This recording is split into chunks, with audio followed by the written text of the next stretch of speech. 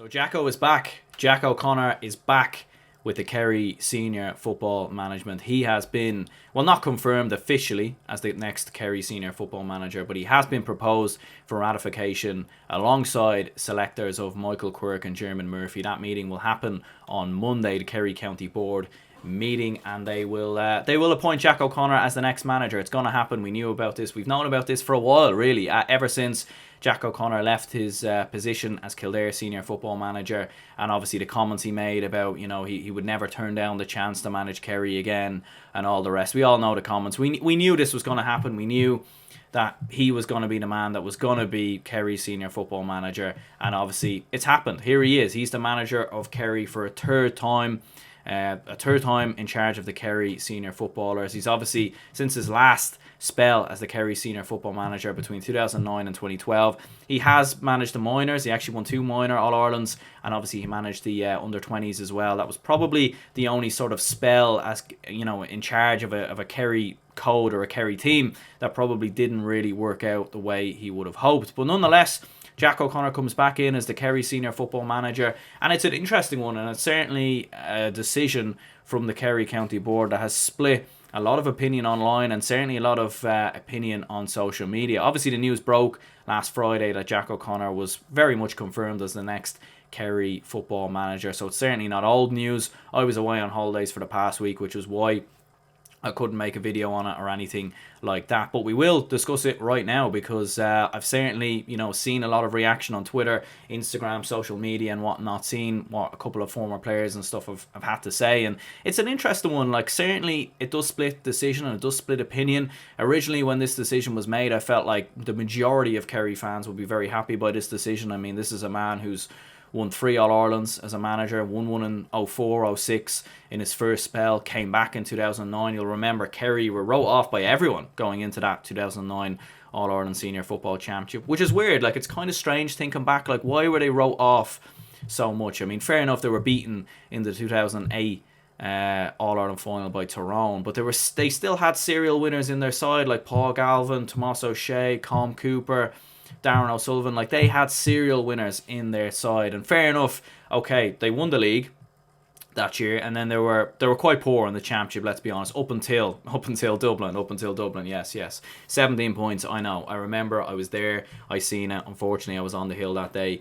Not a day to remember, although in all honesty, as a Dublin fan, I have to say that was probably one of the best performances I've ever seen in Croke Park, and that goes across the board of all the times I've seen Dublin and Croke Park play live in the past couple of years. Like, that might have been number one. I've never seen a team move the ball as quick as they do. I've never seen the movement, the physicality, and I've never seen a Dublin side get blown out of the water so easily by another team in a game of 70 minutes. I've just never seen that. Even the year previous, Tyrone 2008, who beat Dublin very, very comfortably, they were unbelievable that day, but Kerry, I mean, that day in 2009, they were incredible. But up until then in the championship, they struggled. Like, they were knocked out in the Munster Championship, beaten by Cork from what I remember. I remember even a qualifier game against Sligo, and I think that was what kind of gave a lot of Dublin fans hope going into that quarter-final, was that Kerry were really poor against Sligo. Okay, Sligo were decent back then, they had some good players. They obviously won a Connacht Championship a couple of years previous. But, Kerry just wiped the floor with the Dubs, beat them by, I think, 17 points, blew them out the gate. If it was a boxing match, it would have been stopped after a couple of minutes. And they never looked back from there. They beat Meath in the semi-finals and then beat Cork, avenging them and winning the All-Ireland Senior Football Championship, a third for Jack O'Connor. So, and is the mixed reaction, is it because of the way Peter Keane was treated? I mean, maybe it was. I do think Peter Keane was, definitely a lot of mistreatment of Peter Keane. I really do feel like they should have handled that situation a lot better. Fair enough, I understand maybe they wanted to, behind closed doors, look at other managers, look at other options, maybe see what else is out there. But I feel like the fact that was announced public was a little bit poor. I think we all were very much made aware that Peter Keane was not going to be in line for the next Kerry manager. He wasn't going to be in line for ratification for 2022. Once it was announced, obviously, that Kerry were going to be looking at other options, shall we say. And obviously with Jack O'Connor being made available, you put 1 and 1 together, it makes 2. Jack O'Connor, very much the next Kerry manager, no doubt about it. But definitely the treatment of Peter Keane, a little bit disappointing because, You know, and I'm sure a lot of Kerry fans who are watching this will probably agree. Like, Peter Keane has done a lot for Kerry.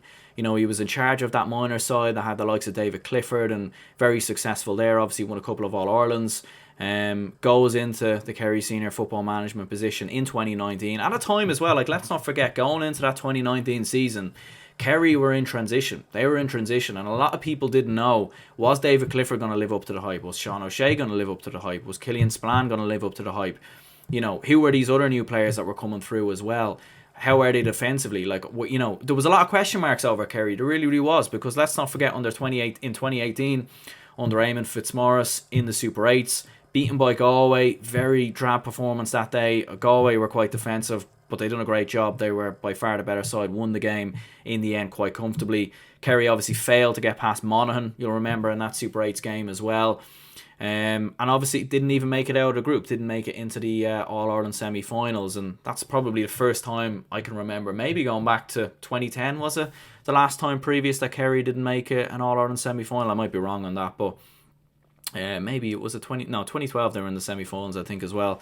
So, and I mean, an interesting one there, no doubt about it. Obviously, Eamon Fitzmaurice, things didn't work out in his final season. So, like, in 2019, Kerry were a little bit below in the pecking order. You could argue they were below Monaghan, they were below Tyrone, they were below Galway. Mayo, fair enough, were obviously beaten in 2018 by Kildare, but in 2019 made the semi-finals themselves. So, you know, and obviously were consistently getting to finals. So you could argue that Mayo were still ahead of Kerry at that moment in time as well. So it was a big job for Peter Keane. Like, it was a transition, it was rebuilding, and it was going to take a couple of years. You know, immediate success was not going to happen, but it nearly did. You know, it nearly did. They beat Tyrone in the semi-finals. They came through Munster. Fair enough, they were a little bit sloppy against Cork in that game, but they still won the game. They beat Tyrone, obviously, as we very well know, are the recent All-Ireland champions in 2021. And then they played Dublin. Dublin very much at their peak. Jack McCaffrey's in there. You've obviously got Jeremy Connolly, who came back from America. Okay, fair enough, he didn't play too often, but you had Paul Mannion in there. You obviously had Con O'Callaghan at his blistering best. You know, you had Brian Fent and James McCarthy. The list goes on.